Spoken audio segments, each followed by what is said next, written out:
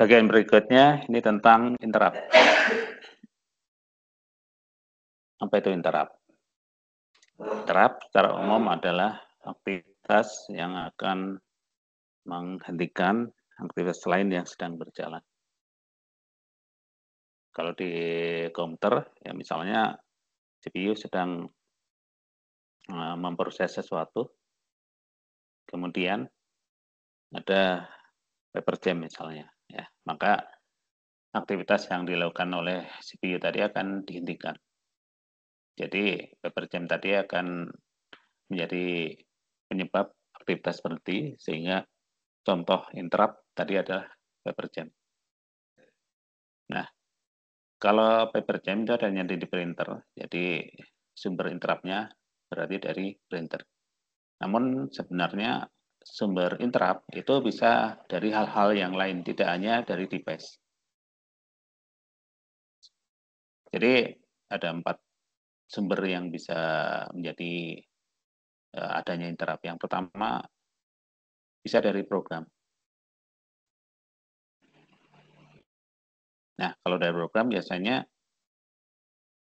kalau ada permasalahan yang disebabkan oleh program yang sedang dieksekusi. Misalnya terjadi overflow, ya, menghasilkan bilangan yang sangat besar sekali, yang tidak bisa ditangani oleh eh, variabel yang ada di situ, ya, misalnya, atau ada pembagian dengan nol, ya, ini pasti hasilnya bilangan yang sangat besar sekali, ya, itu pasti nanti akan menimbulkan interrupt. Jadi kalau ada error di program, maka program itu akan dihentikan. Ya, jadi cara menghentikan program yang sedang running tadi, ya, itu melalui interrupt. Jadi langsung di cut lah programnya, ya. Kemudian yang kedua itu interrupt karena waktu atau timer. Nah, ini yang sudah ngambil OS akan tahu, ya, ketika kemarin belajar proses, di situ tahu bahwa eksekusi proses itu ada batas waktunya. Kalau batasnya habis, ya, akan dihentikan. Jadi proses yang lagi jalan dihentikan karena waktunya habis, timer. Kemudian yang ketiga adalah dari I/O. Ini contohnya tadi yang paper jam tadi. Itu interrupt dari device dilanjutkan ke I/O, dari I/O ke CPU atau operating system. Yang keempat, bisa jadi saat hardware digunakan terjadi error, ya. Misalnya kalau di memori di situ ada parity error. Jadi sumber interrupt itu bisa dari 4 macam ini. Di gambar ini kita bisa lihat bagaimana interrupt itu ditangani. Ini gambar tahapan eksekusi instruksi secara sederhana, disederhanakan. Di halaman selanjutnya nanti kita akan lihat gambar yang lebih detailnya. Jadi di sini ada tahapan fetch, ya, fetch next instruction, ngambil instruksi berikutnya, kemudian execute instruction, instruksi dieksekusi, kemudian di sini ngecek ada interrupt-nya tidak, ya, kemudian penanganan interrupt-nya. Nah, di gambar ini sebenarnya pengen menunjukkan antara dua model sistem yang support interrupt dan yang tidak support interrupt. Sistem yang support interrupt itu artinya di sistem itu bisa terjadi interrupt, memungkinkan adanya interrupt, atau proses yang sedang dieksekusi bisa dihentikan. Kalau sistem yang tidak support interrupt, maka di situ tidak bisa melayani interrupt. Jadi proses yang sudah jalan, yaitu harus dieksekusi sampai selesai. Jadi tidak ada ceritanya dihentikan di tengah jalan. Nah, coba kita lihat sekarang dari flowchart ini. Yang pertama adalah ngambil instruksi, kemudian dieksekusi. Nah, kemungkinan dari eksekusi itu kalau programnya kecil bisa selesai. Tapi kalau besar, dalam sekali eksekusi bisa jadi belum selesai. Kalau sistem yang interrupt disable atau tidak support interrupt, maka tidak ada tahap yang kanan ini nggak ada. Dia begitu mengeksekusi instruksi, dia akan kembali lagi ngambil instruksi berikutnya, terus-menerus sampai selesai. Tetapi kalau sistem yang support interrupt, contohnya adalah komputer yang kita gunakan itu jelas di situ support interrupt ya. Maka setelah satu instruksi selesai dieksekusi, dia akan ngecek ada interrupt tidak. Kalau ada, ditangani. Kalau nggak ada interrupt, dia langsung ngambil instruksi berikutnya. Jadi ada tahapan ngecek ada interrupt tidak. Setelah satu instruksi selesai dieksekusi. Contoh yang seperti interrupt adalah komputer yang kita gunakan. Kalau yang tidak support interrupt apa? Nah, biasanya sistem yang lebih sederhana ya. Misalnya microcontroller ya. Di situ tidak ada sistem yang tidak support, tapi ada juga yang lebih canggih ya, mikro yang lebih canggih itu bisa ada interrupt. Tapi yang sederhana dia tidak. Jadi kalau ada program ditanam di situ, ya eksekusinya sekuensial aja, berurutan terus. Ada looping besar di situ ya. Itu antara sistem yang support dan tidak support interrupt. Ini kalau kita zoom tahapan yang sebelumnya tadi ya, yang ini, yang sederhana ini, kalau dibuat lebih detail, maka sebenarnya ada bagian-bagian lainnya.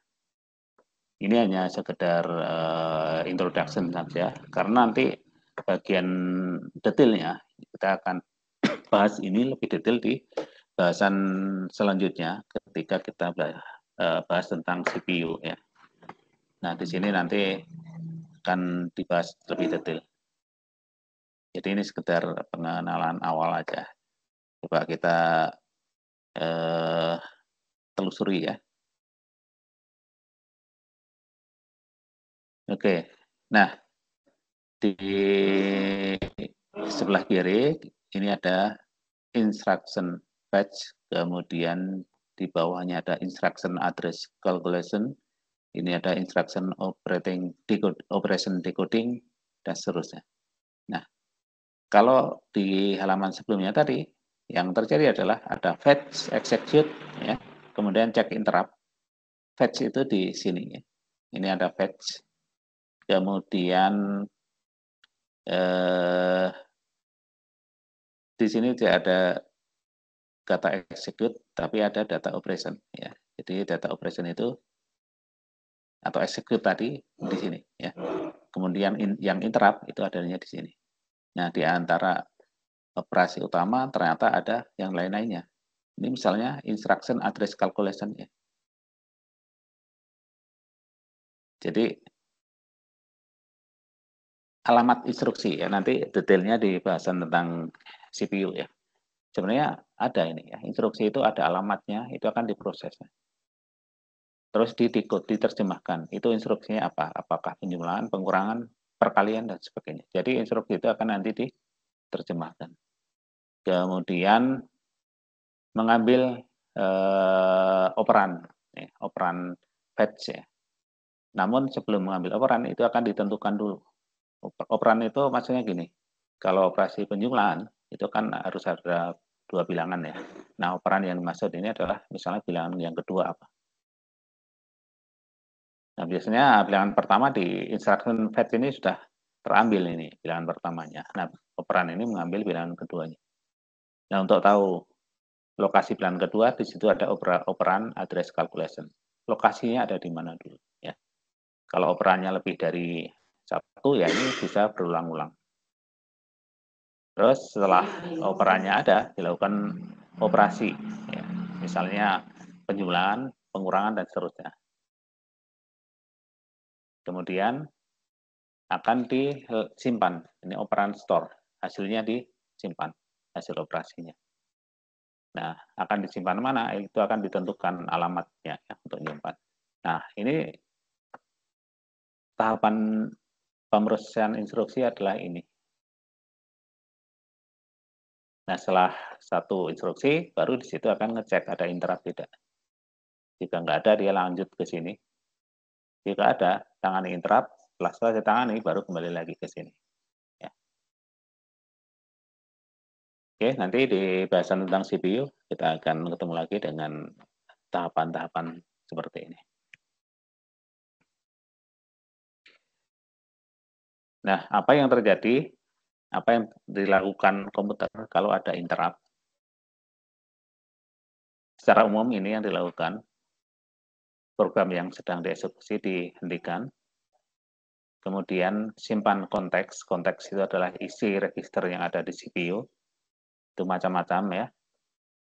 Isi alamat instruksi berikutnya, kemudian hasil eksekusi saat itu, dan seterusnya. Itu diselamatkan. Kemudian diupdate isi PC atau program counter ya. PC ini program counter dengan alamat program yang menangani interrupt, ISR. Setelah itu, tangani interrupt sampai selesai. Setelah selesai menangani interrupt, maka program yang tadi dihentikan akan dieksekusi kembali dengan cara alamat program yang tertunda itu ditaruh di PC, program counter, sehingga program bisa dieksekusi kembali. Ini secara umum seperti ini. Nanti kita akan lihat gambar yang lebih detail yang pernah kita bahas di pertemuan sebelumnya. Kemudian ini contoh sebuah program sedang dieksekusi. Kemudian di baris I, ya, ini ada interrupt. Maka program dihentikan, yang dieksekusi selanjutnya adalah bagian dari operating system yang tugasnya memeriksa interrupt atau interrupt handler, ya, interrupt service routine. Ini dieksekusi oleh prosesor. Setelah selesai, dia baru melanjutkan alamat instruksi berikutnya dari program yang tadi terhenti. Oke, nah di halaman ini kita lihat ada 3 gambar, yang kiri, tengah, kanan. Nah, biasanya soal yang berkaitan dengan gambar ini banyak yang menjawabnya kurang tepat. Ya, coba perhatikan baik-baik ya. Yang sebelah kiri, ini keterangannya no interrupt. Yang tengah, yang B, ini interrupt. Keterangannya short IO wait. Yang C, ini interrupt long IO wait. Jadi gambar yang kiri ini no interrupt. 2 gambar yang di sebelah kanannya itu interrupt, di mana kasusnya ada short dan long. Oke. Nah, yang sebelah kiri, sistem yang di situ tidak ada interrupt. Maka coba kita telusuri urut-urutan yang terjadi. Jadi yang sebelah kiri ini adalah program user, ya, program user. Ini nomor 1 dieksekusi, bagian program nomor 1 dieksekusi. Kemudian di dalamnya ada perintah untuk nulis, misalnya nulis ke hard disk. Nah, kalau ada perintah nulis ke hard disk, maka I/O program ini yang dijalankan, ya, I/O program, yaitu misalnya bagian nomor 4, di dalamnya ada perintah untuk ke I/O, misalnya perintah nulis. Kemudian dilakukan penulisan. Jadi di contoh yang kiri ini, ketika ada aktivitas penulisan di device, misalnya di hard disk, maka CPU itu nunggu, ya, tidak melakukan apa-apa. Kemudian baru melanjutkan kembali kalau sudah ada hasil dari penulisan di hard disk tadi. Misalnya sudah selesai, maka dia lanjutkan eksekusi bagian program nomor 2 ini. Kemudian ada perintah nulis lagi, maka proses diulang lagi. Ini perintah nulis di hard disk misalnya, CPU nunggu sampai selesai. Setelah selesai baru lanjutkan program berikutnya, misalnya nomor 3. Jadi proses yang terjadi adalah sekuensial atau berurutan. CPU eksekusi, kemudian kirim perintah nulis di external device, CPU nunggu sampai proses nulis selesai. Setelah selesai baru lanjutkan untuk eksekusi nomor 2. Ada perintah nulis lagi, CPU nunggu lagi, kayak operasi di device selesai dan seterusnya. Kalau gambar yang tengah, ini yang ada interrupt. Jadi yang terjadi adalah program dieksekusi, ini bagian nomor 1, ada perintah nulis. Ya, sampai di sini masih sama dengan sebelah kiri. Nah, begitu ada perintah nulis, maka dijalankan program untuk nulis di hard disk. Nah, setelah ngirim perintah untuk nulis ke hard disk, maka si CPU itu tidak nunggu selesainya proses penulisan. Jadi setelah I/O command ini dikirimkan, maka terjadi penulisan di hard disk, di saat yang sama CPU melanjutkan eksekusi bagian program yang lainnya. Di contoh ini adalah 2A ya. Sampai kapan? Sampai nanti ada laporan dari device eksternal, contohnya hard disk, ya. Misalnya nulisnya sudah selesai, maka dia memberi laporan dalam bentuk interrupt. Nah, di sini ya ada interrupt. Kalau ada interrupt, maka CPU baru menghentikan eksekusinya. Jadi di sini bagian user program itu dihentikan, kemudian dieksekusi interrupt handler, ya. Bagian OS yang tugasnya mengecek adanya interrupt. Interrupt-nya dari mana, apa isinya. Oh, isinya misalnya dari hard disk, proses penulisan selesai misalnya. Setelah ngecek, maka CPU melanjutkan bagian program berikutnya, misalnya 2B. 2B dieksekusi. Setelah itu, di contoh ini misal datang perintah nulis kembali. Maka ini diulang kembali. Ya. I/O, ngirim perintah, nulis ke hard disk, setelah ngirim perintah, terjadi penulisan di hard disk bersamaan waktunya, CPU langsung mengeksekusi bagian program 3A. Jadi ada yang bersamaan di situ. Setelah penulisan selesai, hard disk memberi laporan berupa interrupt. Kalau ada interrupt handler dieksekusi kembali. Setelah selesai, maka lanjutkan bagian program berikutnya. Ini yang terjadi di gambar tengah. Nah, gambar kanan, ini juga ada interrupt. Nah, apa bedanya dengan gambar yang tengah? Oke, kita telusuri. Ini user program nomor 1 dieksekusi, ada perintah nulis. Sampai di sini sama ya dengan yang gambar tengah. Kemudian perintah nulis diberikan, nulis data ke hard disk misalnya. Setelah ngirim perintah, CPU melanjutkan eksekusi yang di sini misalnya bagian program nomor 2. Yang jadi masalah di sini adalah bagian program nomor 2 ini sudah selesai dieksekusi, kemudian datang perintah yang kedua, perintah nulis. Masalahnya, perintah nulis yang pertama ini belum ada jawaban dari hard disk. Mungkin nulisnya sangat lama. Bisa jadi nyari tempat untuk naruh datanya cukup lama, misalnya hard disknya sudah hampir penuh misalnya ya. Oke. Nah, jika terjadi seperti itu, maka CPU di sini harus nunggu dulu ya sampai diperoleh status atau hasil penulisan yang pertama itu seperti apa. Ya. Kalau belum ada hasilnya, ya ini terpaksa CPU nunggu. Nah, begitu ada hasilnya, ada laporan, ya, maka baru CPU bisa untuk melanjutkan. Nah, itu bedanya ya. Jadi sini CPU sempat terhenti karena perintah nulis yang pertama belum selesai.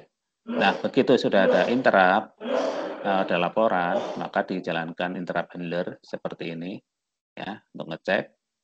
Setelah selesai memeriksa interrupt, baru perintah nulis ini dieksekusi kembali. Nah, ternyata proses nulisnya lama sehingga datang perintah nulis ketiga belum selesai, maka CPU di sini berhenti lagi. Jadi beda dengan yang tengah adalah yang tengah ini short IO wait, nunggunya lebih singkat, yang kanan itu nunggu IO-nya, proses di IO di device cukup lama. Oke, apakah ada yang mau ditanyakan dari gambar ini?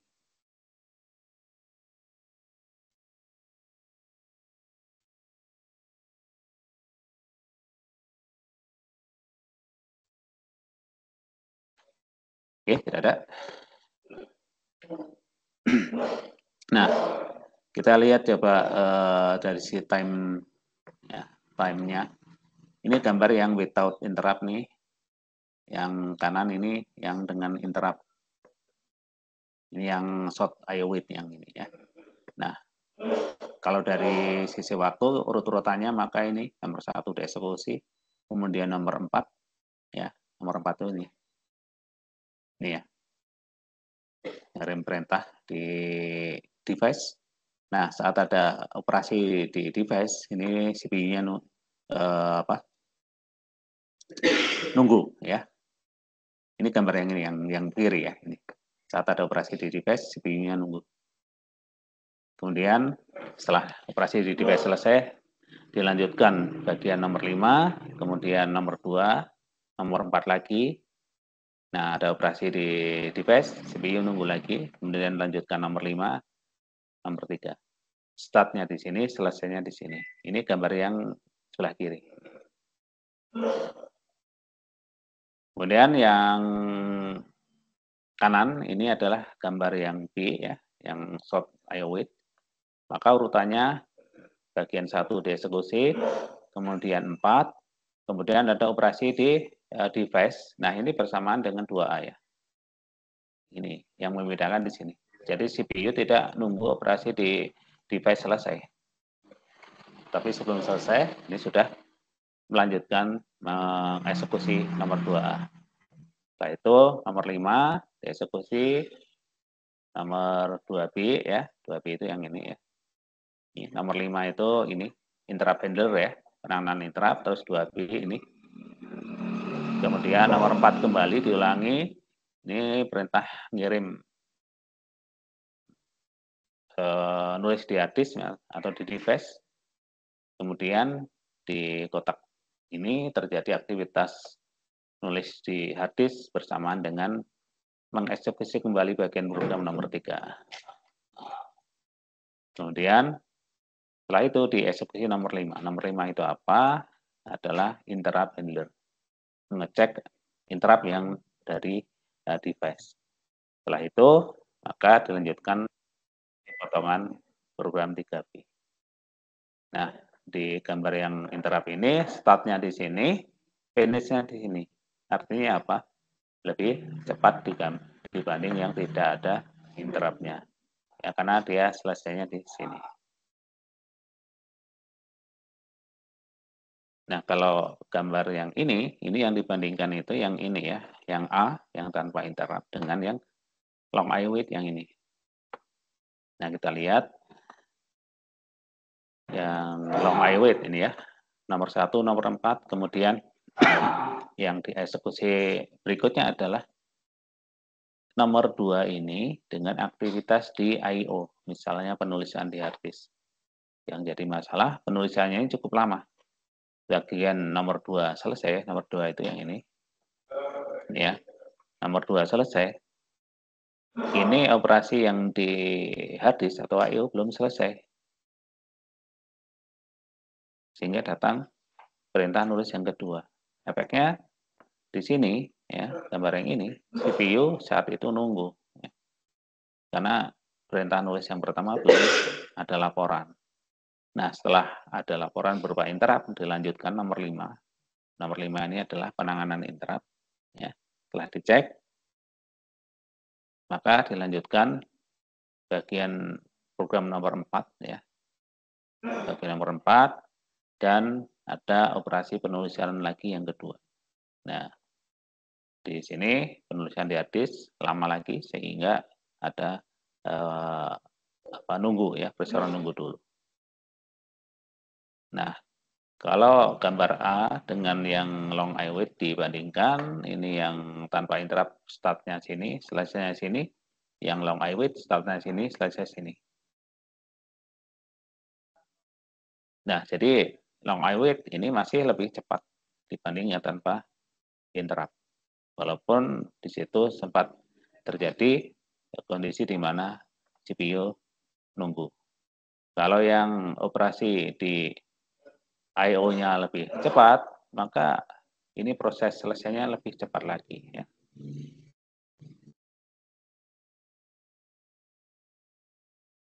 Oke, ada yang mau ditanyakan?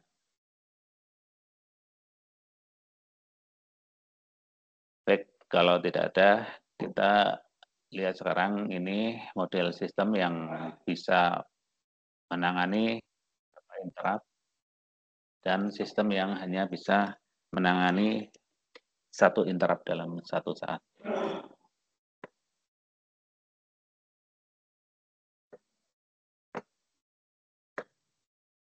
Oke, yang pertama adalah sistem yang disebut dengan disable interrupt. Di sini maksudnya adalah bukan berarti sistemnya tidak ada interrupt, tetapi sistem bisa menangani interrupt secara bergantian. Ya, itu maksudnya disable interrupt di situ. Kemudian itu untuk membedakan dengan sistem yang bisa menangani beberapa interrupt sekaligus. Ini disebut dengan interrupt bertingkat. Nah, di situ nanti akan ada prioritas interrupt. Jadi, device itu ada prioritasnya, ada peringkatnya. Otomatis interrupt-nya juga ada peringkatnya. Device yang peringkatnya lebih tinggi tentu akan diberi prioritas untuk penanganannya. Nah, ini gambaran ya penanganan interrupt yang secara bergantian. Atau ini kategorinya yang ini, yang disable interrupt. Jadi di gambar ini program user yang dieksekusi, kemudian ada interrupt dari device X misalnya, maka ini ditangani interrupt itu, kemudian ditangani interrupt device Y. Nah, di sini tidak dijelaskan kapan interrupt dari device Y ini masuk. Bisa jadi device Y ini masuknya adalah ketika sedang terjadi penanganan interrupt device X. Jadi device Y interrupt-nya disuruh nunggu dulu, ya, tidak langsung ditangani. Setelah device X selesai baru device Y. Jadi penanganan interrupt-nya berurutan. Eksekusi interrupt-nya harus gantian. Itu beda dengan contoh yang di sini.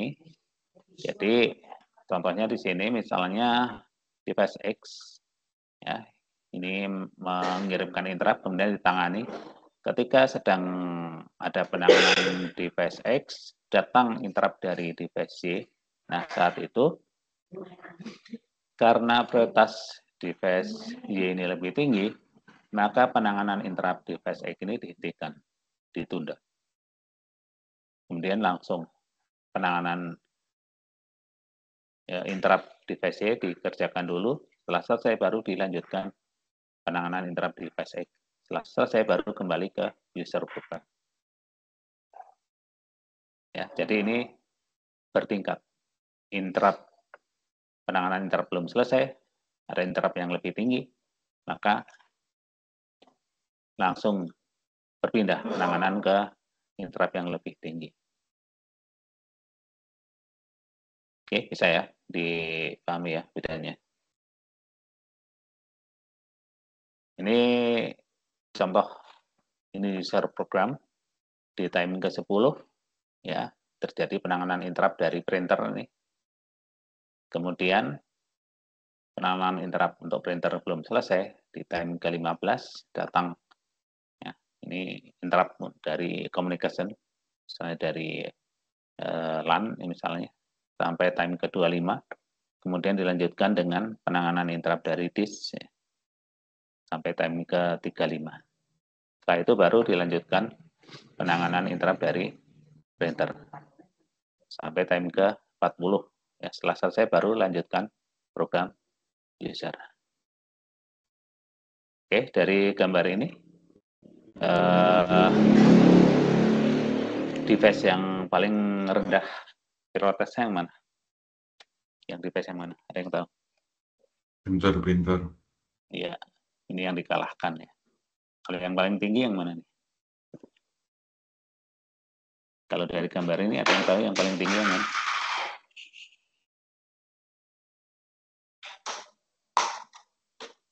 Communication atau disk?